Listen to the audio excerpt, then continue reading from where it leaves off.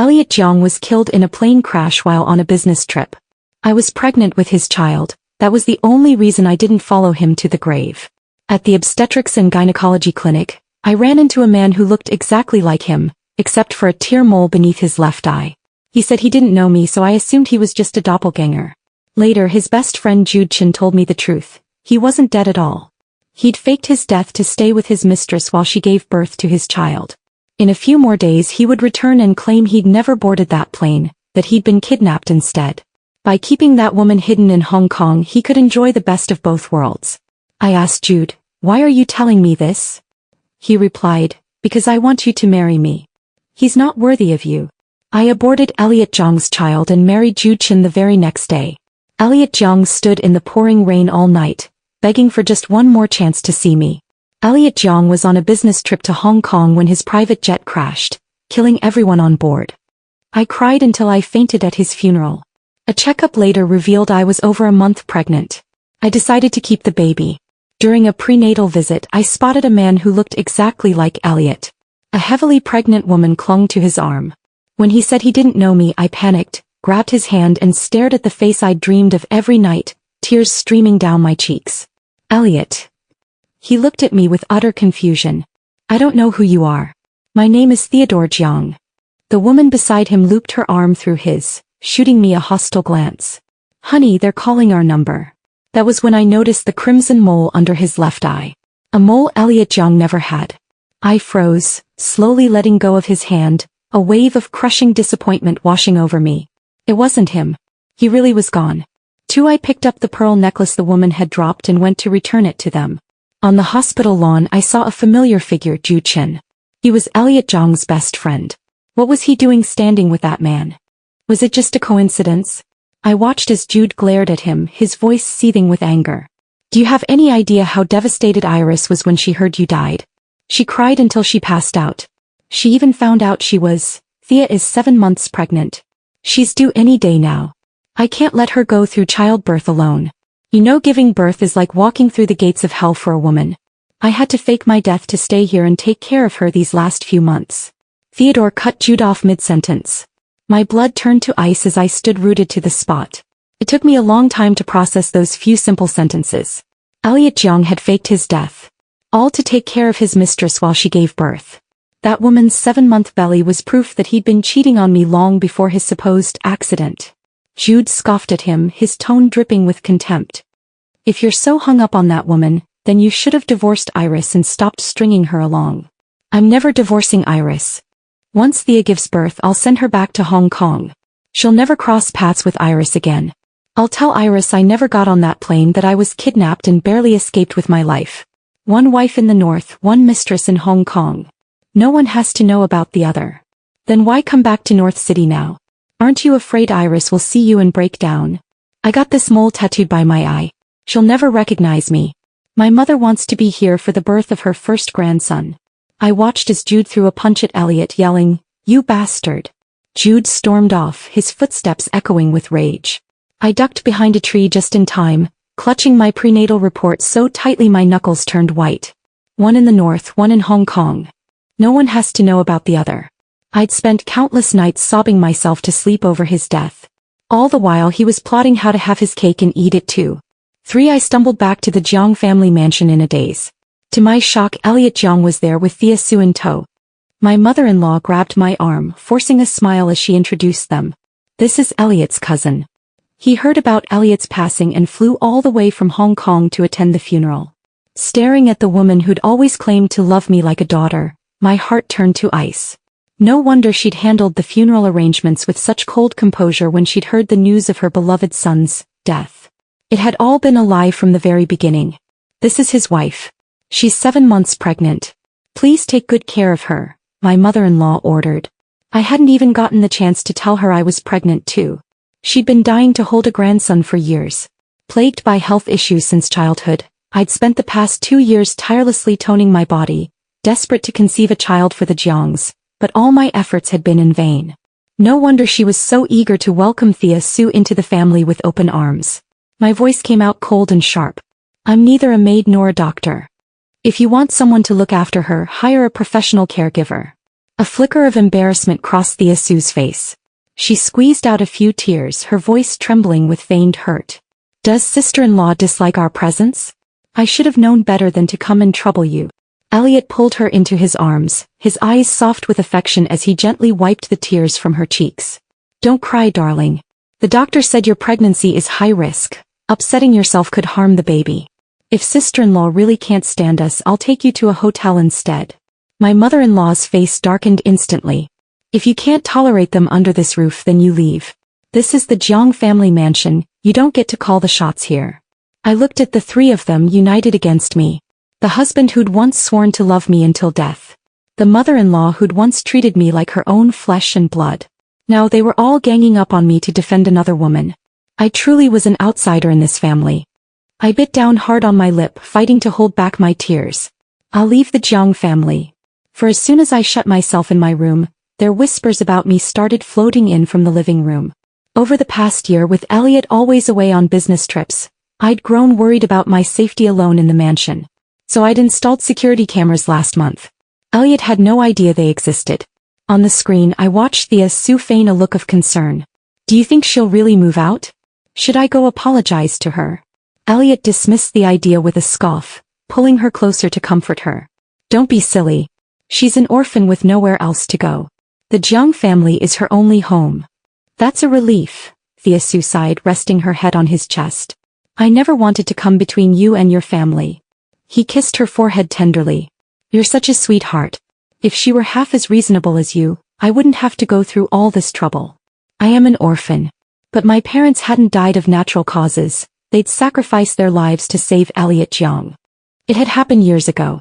Elliot had gotten into a huge fight with my mother-in-law and stormed out of the house in a fit of rage. My parents had driven out to look for him, only to find him being abducted by human traffickers. My father had been stabbed to death while trying to protect him. Grief-stricken over my father's passing, my mother had suffered a fatal heart attack.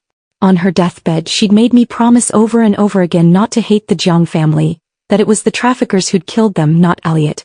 At 10 years old I'd become an orphan. Racked with guilt, the Jangs had taken me in. Mr. and Mrs. Jang had treated me like their own daughter, even doting on me more than they did Elliot. From that day on, Elliot had become my protector. He knew how much my parents' death had shattered me. He'd never let anyone call me an orphan to my face. Once when a kid had taunted me with the word, Elliot had beaten him until his face was covered in blood, until he'd begged for mercy and promised never to say it again.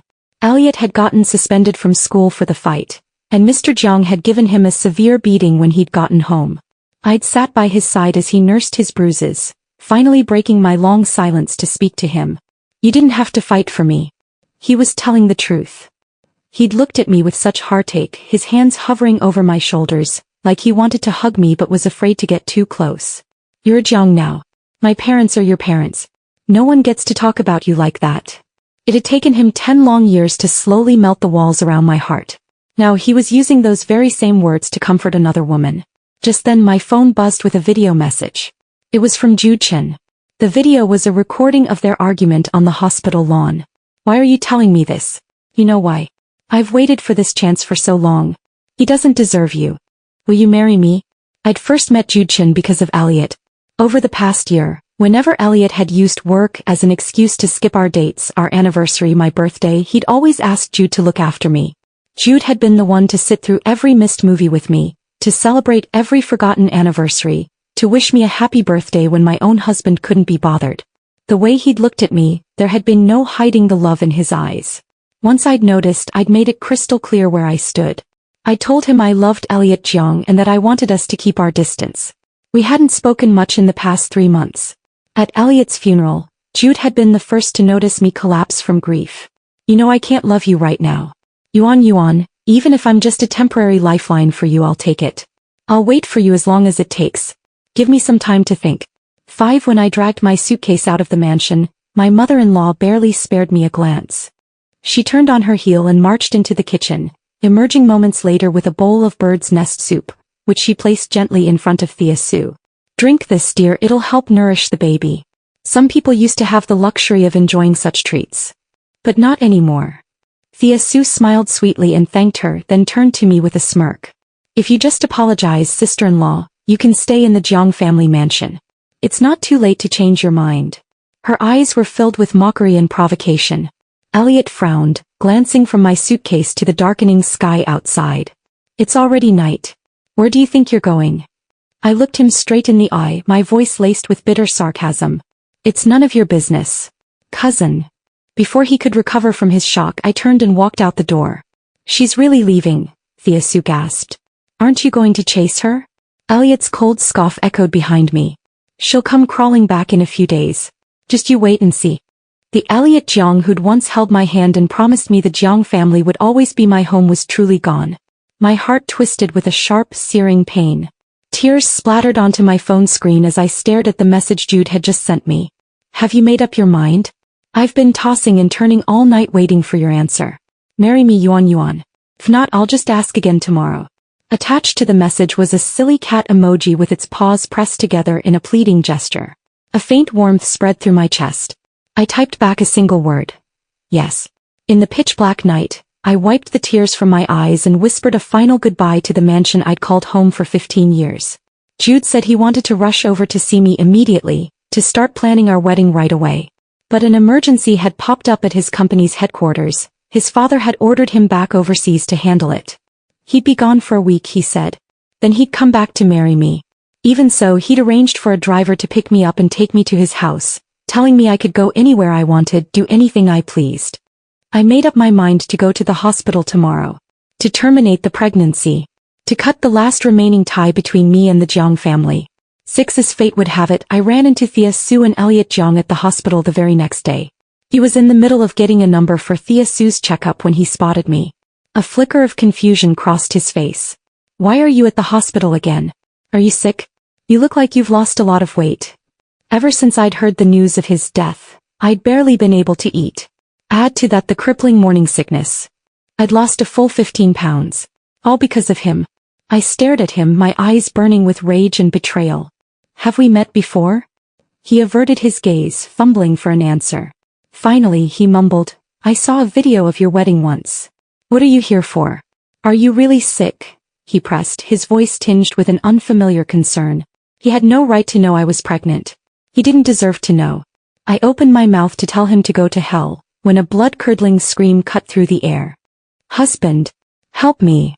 A man brandishing a knife came charging into the hospital, his eyes wild with madness. At the sound of Thea-Sue's cry, Elliot's first instinct was to shove me aside and sprint toward her, shielding her with his body. That brutal push sent me stumbling straight into the path of the knife-wielding man. The obstetrics ward was filled with pregnant women, all of them accompanied by their partners. All of them except me. The man's eyes locked onto me, cold and menacing. He raised the knife and lunged at me with a ferocious snarl. I raised my right arm instinctively to block the blow. The blade sliced deep into my flesh. Hot, sticky blood gushed out instantly, soaking my sleeve. The pain was so intense it made my vision blur and cold sweat break out all over my body. Elliot's eyes widened in horror. He called my name, his voice cracking with panic, and started to run toward me. But Thea-Sue grabbed his arm, her face contorted in pain. Husband! My stomach hurts. I think I'm bleeding. The security guards will be here soon. Please take me to the doctor first. I watched as hesitation flickered across his face for a split second. Then, without a backward glance, he picked Thea-Sue up and ran toward the emergency room. My heart plummeted into the abyss. Coldness seeped into my bones, freezing every inch of my body. Once upon a time, when I'd been cornered by thugs in an alley, he'd fought them off with his bare hands, taking blow after blow to protect me, refusing to let go even when he was covered in blood. He'd been willing to die for me. Now he'd pushed me into the path of a killer to save another woman. I tripped and fell to the ground as I tried to run. The man loomed over me, the knife raised high above his head. I squeezed my eyes shut, trembling with fear, only to feel myself being pulled into a warm, familiar embrace. When I opened my eyes, I saw Jude Chen's face, his expression dark with fury. He'd kicked the knife out of the man's hand with one swift, powerful blow. The attacker crumpled to the floor, and the security guards swarmed in to restrain him moments later. Jude picked me up and ran toward the emergency room, his hands shaking violently as he held me close. I'm okay, I whispered, trying to reassure him. It's just a cut. Jude's head dropped and I felt hot tears fall onto my shoulder. His voice was thick with emotion, barely above a whisper. I almost lost you. That knife was inches away from your throat. I just got you back. I can't lose you. Jude Chin was notorious in our social circle for his fearlessness. He'd raced cars at breakneck speeds, gambled with his life and never once flinched in the face of danger. But a simple cut on my arm had reduced him to tears. I didn't know what to say, so I changed the subject, my voice weak. I thought you weren't supposed to be back for another week. He lifted his head, his eyes red-rimmed but his gaze steady as he looked at me. When you said yes to marrying me, I couldn't wait another second. I had to come back to see you to make sure you were real. Thank God I did. My arm required 7 stitches. The doctor ran a battery of tests and confirmed I was okay, though the abortion procedure would have to be postponed for a few days. Jude refused to leave my side, insisting on staying in the hospital with me overnight. I had to threaten him, telling him if he didn't go back to work his father would disown him and we'd end up homeless, to get him to finally leave. He'd kissed me goodbye, promising to be back in 5 days to marry me. 7 in the dead of night, I sensed someone sitting on the edge of my hospital bed. I blinked awake, the figure blurry through my drowsiness. Jude, I mumbled, thinking it was him. Come back to stay with me. What did you call me? He tightened his grip on my hand, his voice laced with quiet irritation. It was Elliot, Jang. I gasped in pain. He let go, flipping on the overhead light. Iris, Thea was pregnant. If I'd been a second later getting her to the gynecologist, she would have lost the baby. Under the harsh glow, his expression was dark and unreadable. I dropped my gaze, refusing to meet his eyes. I had no more expectations left for him, but the dull, throbbing ache in my chest still wouldn't subside. A bitter laugh escaped my lips. You're her husband. Protecting her is your job. Why are you even bothering to explain yourself to me? He clearly hated my indifferent tone. His face darkened and he stared at me, his voice sharp with accusation. Since when have you gotten so close to Jude Chin? I scoffed. We're nothing to each other. What right do you have to ask me that? Now get out, I need to rest. He stood up abruptly, his jaw clenched. Stay away from Jude. He's got ulterior motives. The sheer hypocrisy of his words made me want to laugh. As if he hadn't been the one to introduce us in the first place. Now he had another woman carrying his child, and he still had the nerve to order me around, hiding behind the flimsy pretense of being a cousin. Get out. 8. I was discharged after 3 days once all my tests came back clear. To marry Jude, I needed my household registration booklet. I'd moved my hukou to the Jiang's address when we'd gotten married. The moment they saw me walk through the door, my mother-in-law's face twisted into a sneer. Told you she wouldn't last long away from this house. It's only been a few days and she's crawling back. If you don't kowtow and apologize today, promise to take good care of Thea during her confinement, I'm not letting you step foot inside. Thea Sue put on a show of being magnanimous, her voice soft and sweet. We're family after all. A simple apology will suffice. Elliot glanced at my bandaged arm, his expression unreadable. Mom, let it go. She got hurt yesterday. His lie was so clumsy, so half-hearted, he'd even called her mom right in front of me. I had no patience for their games. I didn't bother exposing his charade, only wanted to sever every last tie to this family. I held out my hand to him. Give me my hookah booklet. I'm moving my registration out. Elliot's face darkened instantly. Why? I'm no longer a member of the Jiang family. It's only right that I leave. Just then the front door burst open and a group of people stormed in, shouting furiously. Murderers! Give us justice. An old man's life is worth nothing to you rich folks? You're shameless. Don't think your money can buy you out of this. I brought the media, we're exposing your crimes to the whole world. Thea Sue paled, shrinking back behind Elliot in terror. She whimpered, I didn't mean to. I was just so scared. It turned out that during the knife attack at the hospital, she'd panicked and pushed an elderly man out of her way to escape. Now the old man was in a coma. The surveillance footage was blurry, but from the angle only Thea and I had been close enough to have done it. As the reporters swarmed in, cameras flashing, Elliot's eyes locked onto mine. His voice was cold and commanding. Iris, apologize to them. Whatever compensation they want, the Jiang family will pay it. For Thea. He was willing to lie through his teeth, to throw me under the bus to save her. The last shred of my heartache vanished, replaced by a white-hot rage boiling in my chest. The victim's family grabbed me by the hair, yanking my head back so hard it felt like my scalp would tear off. They forced my face toward the cameras, screaming, look closely. This is the woman who pushed our grandfather into the path of a knife. She's a coward who'd rather let an old man die than save herself. We don't want your dirty money. Get on your knees and apologize to our grandfather. I struggled, crying out in pain. Let go of me. It wasn't me. I didn't push him. They refused to listen until I held up my bandaged arm, the stitches still fresh and raw. I was attacked too. Look at this wound. I was pushed into the knife's path too. The crowd fell silent, staring at my injured arm. One of them muttered, "The video did show two women, one pushing, one being pushed and stabbed. She's got a knife wound. She can't be the one who pushed Grandpa." They released me immediately, turning their fury on Thea Sue instead. Elliot stepped in front of her, shielding her with his body. "She's pregnant. Don't touch her. Name your price, I'll pay whatever it takes to settle this." The family's anger flared even hotter. "We don't want your money. We want our grandfather to wake up." In the end, the police were called and we were all taken to the station for questioning. The elderly man regained consciousness, and Elliot paid them 500,000 yuan in compensation. Only then did they agree to drop the matter. As soon as they were released, Thea Sue threw herself into Elliot's arms, sobbing uncontrollably. I was so scared. I thought I was going to jail. The baby couldn't have survived that. Then she turned to me, her voice dripping with venom. "Why didn't you help me? Elliot would have settled it for you anyway. You had to make a scene and drag everyone to the police station."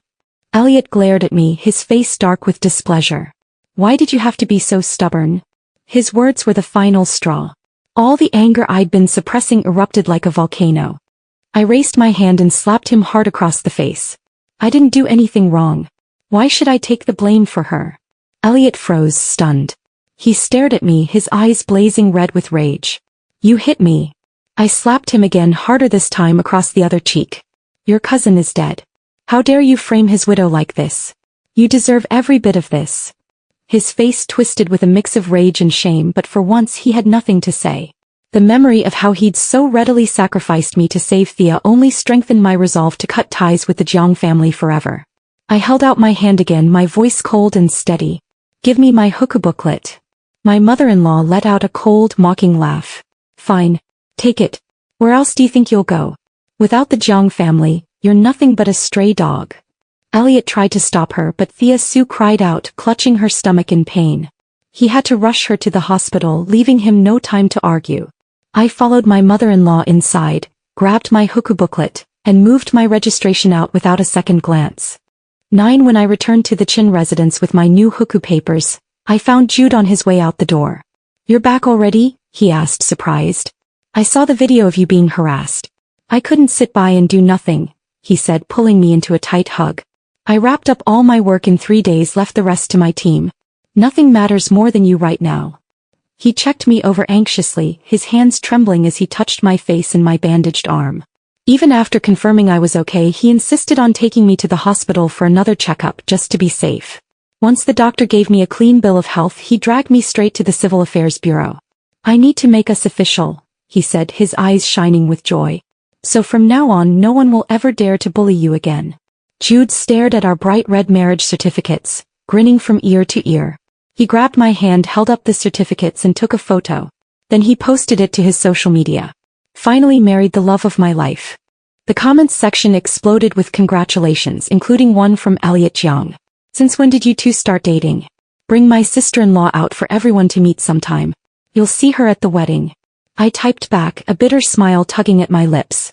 It was surreal, seeing the man who'd faked his own death commenting casually on my husband's post like nothing had happened. He'd clearly forgotten that he'd been the one to make me add Jude on social media in the first place. His entire charade was so poorly planned, so full of holes. But none of that mattered anymore. From this day forward, he and I were nothing to each other. 10 On the day of my abortion, Jude cleared his entire schedule to stay by my side. We walked into the obstetrics clinic and straight into Elliot Jang and Thea Sue. Elliot's eyes widened in shock. He froze in place, his gaze locking onto me, unblinking. Thea Sue gasped in pain, twisting out of his grip. "Honey, you're hurting me." Elliot stepped forward, blocking our path. His voice was sharp, almost desperate. "I told you to stay away from him. Why are you still with Jude?" The sight of him standing there, acting like he had any right to interfere in my life, made my stomach churn with disgust. "Your cousin is dead," I spat. Do you expect me to live like a widow forever? Out of our way. He refused to move, his jaw set stubbornly. Wait. Just wait a little longer. Maybe there's still a chance, a miracle. Jude's arm tightened around my waist. He didn't waste another word, simply shoving Elliot aside with his shoulder and walking past him. Elliot's face turned crimson with rage. He rounded on Jude, his voice a low growl. You're married now. You've got the woman you've always loved. Why are you dragging Iris into this? Jude turned back, a cold, mocking smile playing on his lips. You're right. I will cherish her. Unlike some people, heartless, spineless cowards who can't even hold on to the most precious thing in their lives. Elliot opened his mouth to demand an explanation, but Thea Sue tugged on his arm, her voice urgent. Honey, the doctor is waiting for our ultrasound. We can't be late. Free of their interference, I hurried into the consulting room. Jude insisted on the best of everything, the most expensive anesthesia, the top doctor, the private recovery ward, sparing no expense to minimize the damage to my body. I signed the consent form and the anesthetic took effect quickly. As I was wheeled into the operating room, I caught a glimpse of Elliot through my foggy vision. He was standing in the hallway staring at me in utter disbelief. He ran toward us, grabbing Jude by the collar and shaking him violently, shouting at the top of his lungs. What kind of surgery is Iris having? Tell me. 11 Jude threw a punch, sending Elliot crashing to the floor. The image of the woman he loved, lying on that hospital bed because of the man in front of him, made his blood boil. He remembered the day they'd gotten the news of Elliot's death, how Iris had tried to slit her wrists in her grief, how he'd found her just in time, unconscious in a pool of her own blood. Meanwhile, Elliot had been living it up in Hong Kong with Thea Sue, taking her to Disneyland, laughing and smiling like nothing had happened. If Jude hadn't gone to visit Iris in the hospital that day, hadn't recognized Elliot's face and launched an investigation, he would have never found out that Elliot had never even boarded that private jet. If he hadn't exposed the truth, Iris would have given birth to Elliot's child, spent the rest of her life raising it alone, and never known that the man she'd loved had betrayed her so cruelly. Jude looked down at Elliot, his eyes cold as ice. You don't deserve to know. Elliot scrambled to his feet, yanking Jude's collar again, his voice cracking with desperation. I trusted you to take care of her. This is how you repay me. What's wrong with her? Tell me. Jude shoved him away, straightening his shirt with a sneer. I'm not telling you anything. Let it eat you alive, you pathetic bastard. Go take care of your precious Thea and stay the hell away from Iris. I'm married now. It's none of your business what I do with her. Elliot's face paled. Wait. You're not his cousin, are you? Jude didn't dignify the question with an answer. Elliot's eyes lit up suddenly, a deranged hope flickering in them. I had the mole removed. I'll tell her the truth, I'll tell her I'm alive. She'll be so happy. She'll come back to me. Without another word, he turned and ran toward the dermatology department on the floor below, desperate to erase the last trace of his lie. 12 When I woke up after the surgery, the first thing I saw was Jude Chin gazing at me with a heart-wrenching look of concern. Does anything hurt? He asked softly. I shook my head at him. I'm fine. Iris. I'm back. A man's urgent voice cut through the air. I turned my head and saw Elliot Jang standing there, a piece of gauze taped under his left eye. He grabbed my left hand, his voice brimming with feigned affection. Iris, I was kidnapped. I never boarded that plane. I fought so hard to escape and come back to you. What happened to you? Why did you need such a serious surgery? Watching him put on this loving, innocent act, I felt a wave of nausea wash over me. Even now, after everything, he still thought he could lie to me. I yanked my hand out of his grasp immediately. I stared at him, sneering coldly. Cut the act, Theodore Jang. Did you really think a tiny mole could fool me and make me your puppet? His face froze instantly. He shot a sharp, accusatory glare at Jude Chin. You told her, didn't you? You're the only outsider who knew about this. Elliot cursed under his breath. In a fit of rage, he lunged at Jude. Watch out. I screamed at Jude. The two men grappled with each other right there in the hospital room, until a passing nurse on her rounds spotted them. What on earth are you two doing? This is a hospital, not a boxing ring. Didn't you get enough of fighting outside the operating room earlier? Stop disturbing the patient's rest. Only then did the two men stop, stepping away from each other, both breathing heavily. My heart ached as I looked at the cut on Jude's lip. Does it hurt? I asked, reaching out to touch it gently. Jude looked at me, a faint smile tugging at his lips. It won't hurt anymore if you blow on it. I leaned in and blew on the wound softly. Elliot grabbed my arm, yanking me to face him. His eyes were bloodshot, so red they looked like they might bleed. I'm hurt worse than he is. Why don't you ask me if I'm in pain? I'm your husband. You're not my husband. You're Thea Sue's. You should go take care of her, otherwise her precious baby might be at risk again. His face turned as white as a sheet. He slowly let go of my arm, his fingers trembling. Iris, wait for me. I'll make this right. I'll give you an explanation. With that, he fled my hospital room in a hurry. Jude sighed, sitting down beside me and taking my hand. I was careless. I should have moved you to a different hospital to avoid running into him. The doctor said I can be discharged this afternoon. I want to go back to your house. I love it there. His yard was filled with irises, my favorite flowers. I'd always dreamed of having a garden full of them. But my mother-in-law had been deathly allergic to pollen, so not a single flower was allowed in the Jang family mansion, inside or out. Of course, Jude said, pressing a kiss to my forehead. That's our home now. 13 After moving into the Chin residence, I heard from Jude that Elliot had been asking everyone he knew about my whereabouts. He looked at me, his eyes filled with a hint of uncertainty. Do you want to see him? I shook my head firmly. Everything that needed to be said between us had already been said. There was no point in meeting again. I'd known Elliot was looking for me all along. He'd bombarded me with messages, calling me from countless new phone numbers, but I'd blocked every single one of them. A relieved smile spread across Jude's face, like a weight had been lifted off his shoulders. You look like you were nervous, I teased him. He nodded, his ears turning pink. I confessed my love to you once before, remember? You told me so firmly that you loved Elliot Young. You ignored my messages, didn't even bother to reply. I was terrified that after growing up together, you'd soften your heart and forgive him. I'd never been a cruel person. If I had been, I wouldn't have treated the Jiangs like my real family just because they'd been kind to me. I wouldn't have listened to my mother's dying wish and chosen not to hate them. But I wasn't a fool either. He had betrayed me in the worst way possible. I could never forgive him for that. I've asked my assistant to send over some wedding dress designs, Jude said, changing the subject and wrapping his arms around me. Pick out a few you like and I'll have them made into real gowns. As soon as you're fully recovered, we'll have our wedding. 14 Somehow, Elliot still managed to find out that I was staying at the Chin residence. When he showed up at the door, the housekeeper stopped him and came upstairs to ask me, Madam, do you want to see Mr. Jiang? Tell him I'm not here, I replied without hesitation. But Elliot refused to leave. He stood outside beneath the second-floor master bedroom window, staring up at it. As the sky grew dark, thunder rumbled and a torrential downpour began to fall. Within minutes he was soaked to the bone, his clothes clinging to his body. Iris. I sent Thea Sue back to Hong Kong. I'll never see her again. Just give me one more chance. Let me see you, he shouted, his voice hoarse from the rain and desperation. He truly believed that if he sent Thea away, I would pretend nothing had ever happened and go back to the way things were between us. But he didn't understand. A relationship was like a porcelain vase. Once it cracked, even if you glued the pieces back together, the fissures would always remain. My phone buzzed with a message from an unknown number. You think he really loves you? He only stayed with you out of guilt. Your parents died saving his life, that's been his burden all these years. He's never been able to let go of that. He loves me.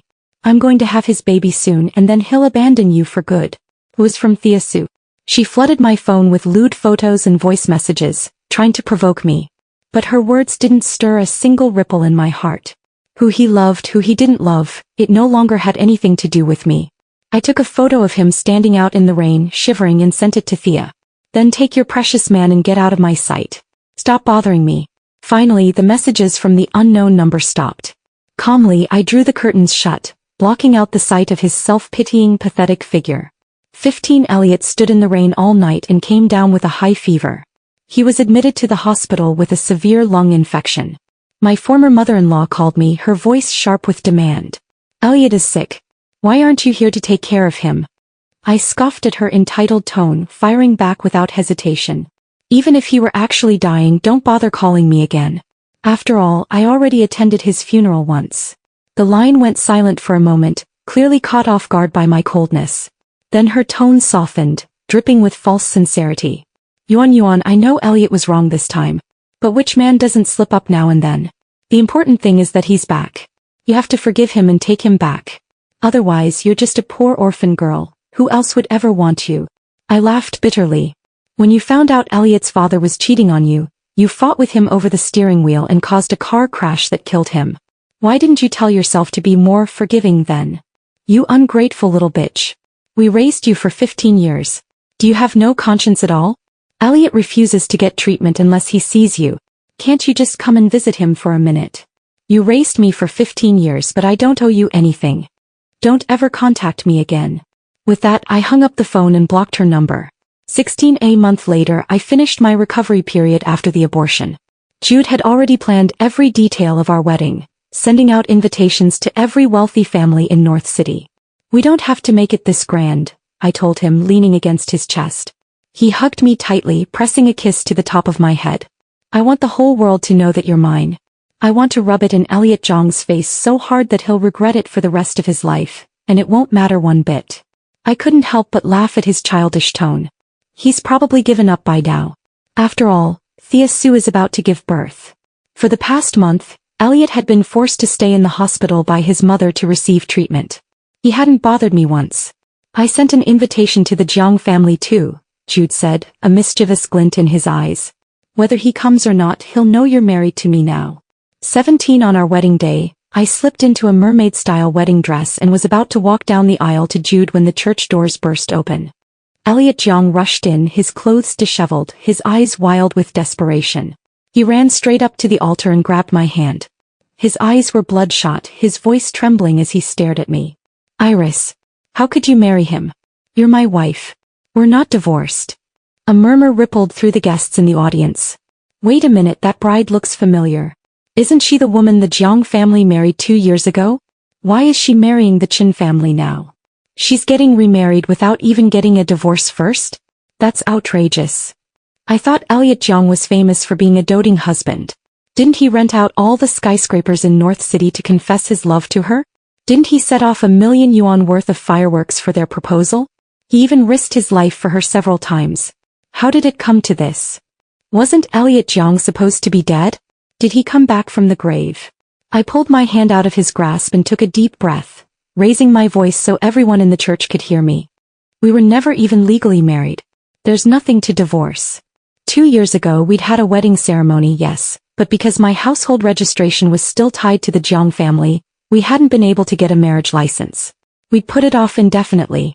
Later he'd left for his business trip to Hong Kong, and my mother-in-law had said there was no rush since I hadn't gotten pregnant yet.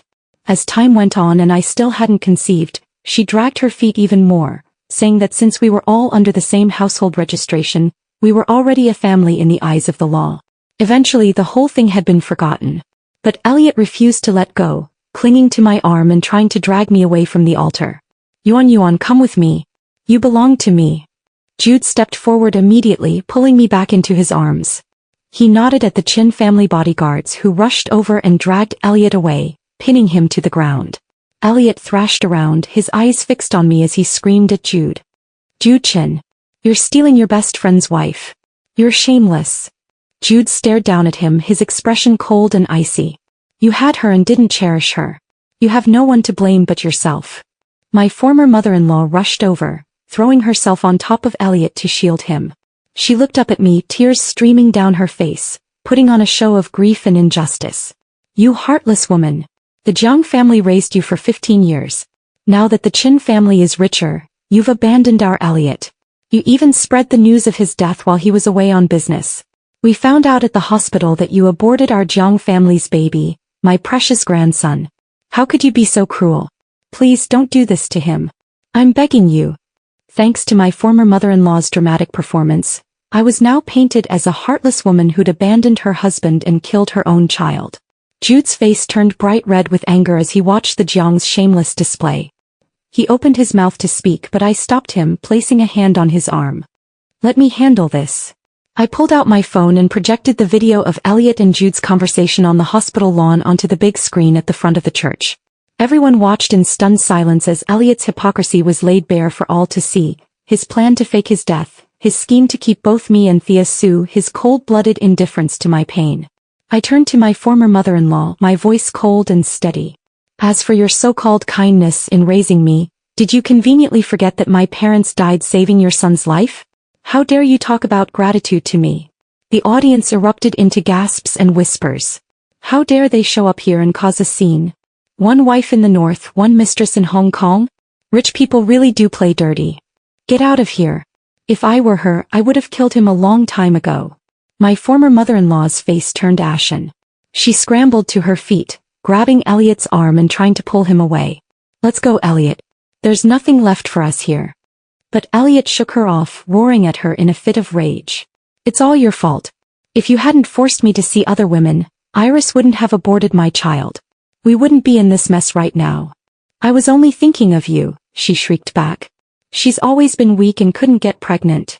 After this abortion, her body will be ruined forever. Even if she marries into the Chin family, she'll never be able to have children. They'll abandon her sooner or later. She's just a barren hen. Jude had heard enough. His eyes blazed with fury as he stepped forward, his voice cold and menacing. I'm not like you. I don't see Yuan as a baby-making machine. Even if she never has children, I'll love and respect her for the rest of my life. Now get these two noisy, shameless people out of my wedding venue before I lose my temper. The bodyguards wasted no time, dragging Elliot and his mother out of the church and tossing them onto the street outside. Finally, the chaos died down. With a smile, I took Jude's hand and walked down the aisle, ready to start our new life together. Our wedding proceeded smoothly at last. 18 words spread like wildfire through the social circle after our wedding day. Everyone heard about how Elliot Jang had faked his own death. Companies that had once partnered with the Jang group grew wary of his moral character, fearing association would tarnish their own reputations. One by one they terminated their contracts. Jang Corporation's stock prices plummeted. Elliot's mother demanded he marry Thea Sue, insisting she needed her precious grandson to secure the family's future. But Elliot refused to comply. His mother resorted to threats of suicide to force his hand. In the end, Elliot had no choice but to marry Thea Sue. However, when the baby was born, it turned out to be a mixed-race child. From what I knew, there wasn't a single drop of foreign blood in the Jang family's lineage, not even going back 8 generations. No DNA test was needed to confirm the child wasn't his. Thea Sue had long been notorious for her promiscuous lifestyle in Hong Kong's social scene. Elliot's mother was so enraged that she got into a physical fight with Thea while the latter was still recovering from childbirth. The two women tumbled down a flight of stairs in the heat of the scuffle. Elliot's mother died instantly. Thea Sue was arrested and imprisoned on charges of manslaughter. Years passed before I laid eyes on Elliot Jang again. I was sitting in our Porsche Cayenne when I spotted him, surrounded by a group of thugs, being beaten mercilessly as they demanded he pay back his remaining debts. He clutched an empty wine bottle, dead drunk, his voice slurred as he mumbled my name over and over again. Yuan. Yuan. Jude Chin sat beside me, our daughter nestled safely in his arms. What are you looking at? He asked, following my gaze. I reached out to tickle our daughter's chubby cheeks, a faint smile playing on my lips.